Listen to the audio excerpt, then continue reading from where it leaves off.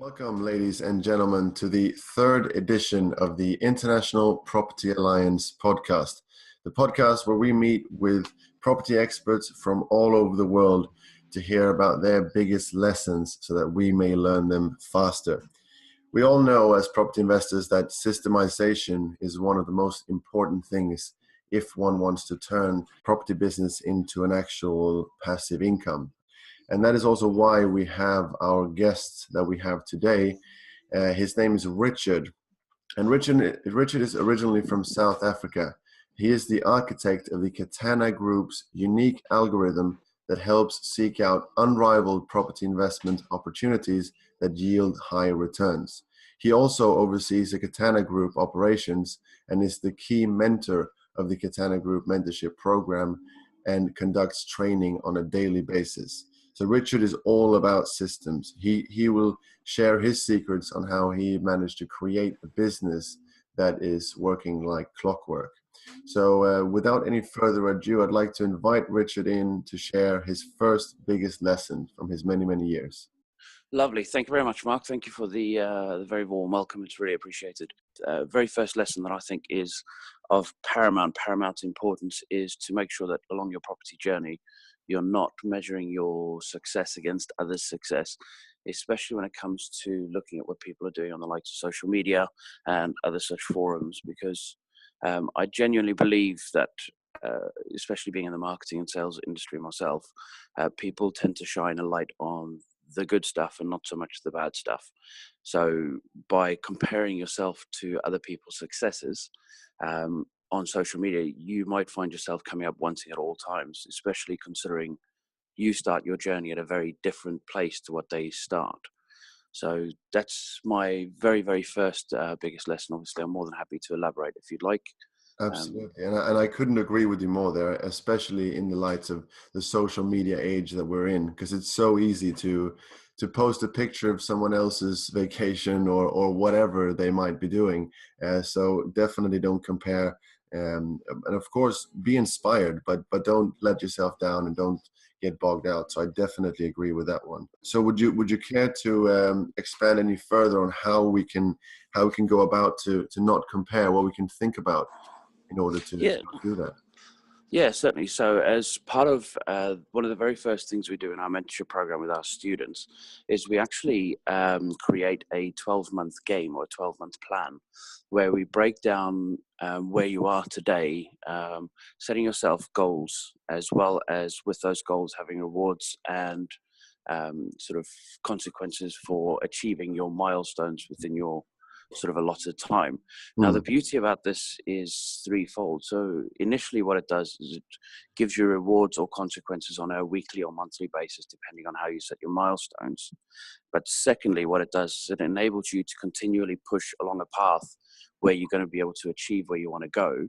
And at that point, when you look back 12 months, you'll see just how far you've actually managed to come in the last 12 months, which it means that you're much more focused on your journey as opposed to being focused on other people's journey and what they're doing. Design and detail your own route and stay focused to that and just focus on that pretty much. Exactly right. Yeah. It's if you find yourself trying to compare your results with other people's results, it's a very unfair thing to do, because we never compare ourselves to that are doing mediocre or the people that are doing badly. We always compare ourselves to the people that are out there the most and the people that appear to be doing the most. It's a very unfair thing to do, because you have no idea where they've started their journey. They may have started with 100 million of daddy's money and never have had to have a job in their entire lives. But you wouldn't, unless you of course have a conversation with them or they've publicized this, you wouldn't know. So it'd be very unfair to compare your journey to theirs. Absolutely. If that makes sense. No, absolutely, Richard. I totally agree. And would you care to share your second biggest lesson that you've learned so far? Yeah, very simple. It's system. So I'm an engineer by training, by background, and I'm a firm believer that if you haven't systemized and automated your business and having other people running it, then it's not a business. If you're having to do all the work yourselves, as far as I'm concerned, that's a job. All you've done is create another job for yourself, and you've just traded one job for another. Now, property, as you well know, is the whole purpose of it is to be able to achieve buying your time back and achieve your financial freedom or financial independence or whatever it is you're looking for, so you can actually start to live a life you want to live.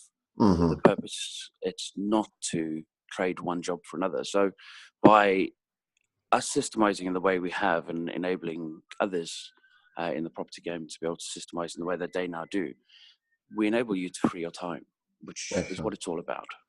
Definitely. So, can I ask you, what should be systemized first in your property business? What Oh, is the fantastic. first thing to prioritize in terms of systemization when it comes to your property portfolio?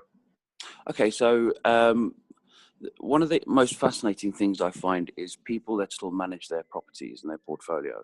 For me, that is number one, because what you're paying somebody else to do it. If you outsource an item, my consensus is generally expect no more than 80% of the efficiency of what you do, because there's not going to be as much love. Okay, now sometimes it might be higher, but don't expect more than 80%. And if you don't expect more than 80% and you get 80%, then you're happy. But although you only get 80% of the workflow, you get 100% of your time back. And if you look at what that actually costs you, it's very, very little to be able to get to managed elsewhere. Now, from there, then we start looking and breaking down our tasks. So we break down the property journey on a step-by-step basis, and we break it down from what's called large chunks to medium chunks and small chunks. So chunks is where you have your large area tasks. So finding deals will be a large chunk. Your next one will be consist of finding properties on Rightmove, assembling those properties, viewing the properties, making your offers. So those would be your medium chunks. And then your smaller would be breaking down, say you're viewing properties into step by step. So, would be like booking viewings, drive to house, walk inside house, take photos, make note of refurbishment costs. And you just break it all the way down. And once you have those smaller tasks, you look at what's going to be most financially efficient for you to do and what's least financially efficient for you to do. So things like scraping information from online. If you can pay somebody $3, $4, $5 an hour from the Philippines to do that, why on earth are you valuing your time at $3, $4, $5 and doing it yourself? No, yeah, but I think the issue there is, of course, that a lot of people maybe aren't in the starting place of where they can focus that or outsource that. But of course, I mean, we're talking in the sense of someone aspiring to build a wealth machine long term, and this is, of course, the first step to value your time and actually look at where you're spending your time. Totally agree on that. And I think the biggest insight that I got from what you just shared is what you said in regards to the 80%, that when you outsource something, you can't really, this is the problem that I have. Sometimes I don't want to outsource something because I know that the last 20% won't be there, but it's definitely worth bringing to light that you will be getting about 80% of what you might do, but you'll get 100% of your time.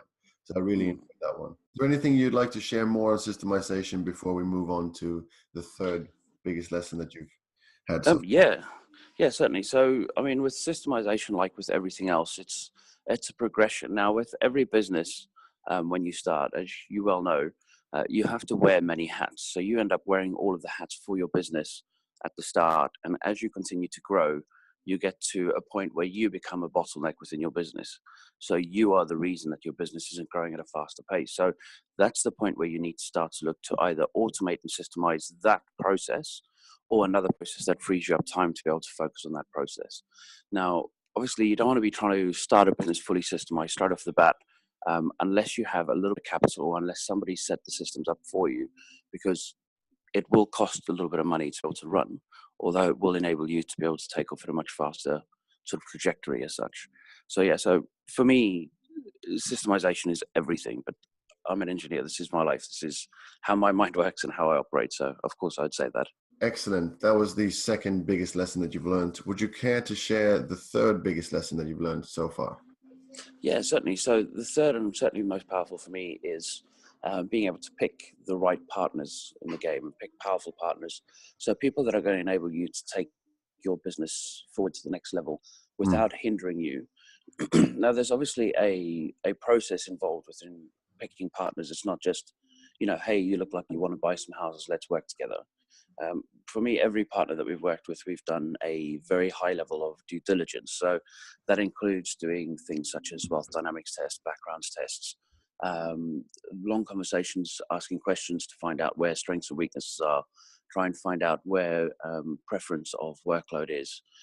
see where, financial understanding, property understanding, where they'd be able to fit in the business. So there's a lot of aspects to take into consideration, but when you find the right partners, magic happens.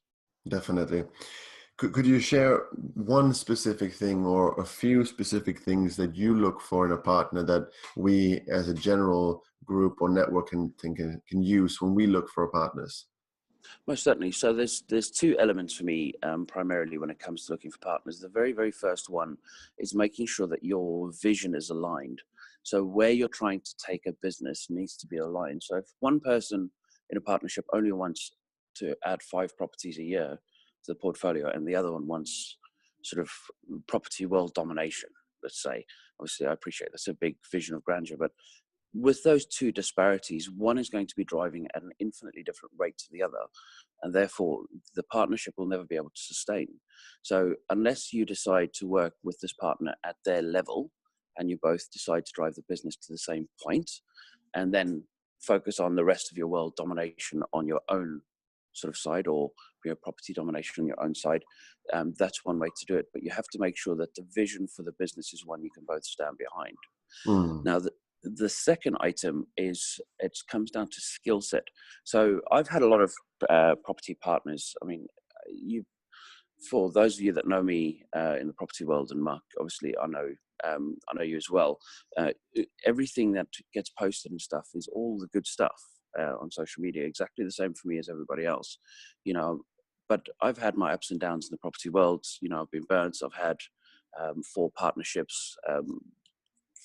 Before I started working with the current partners I have. And in those 4 partnerships, none of them ended, although some ended amicably, none of them ended in the way that I'd initially imagined, purely because they had varying skill sets that weren't what I needed in my business.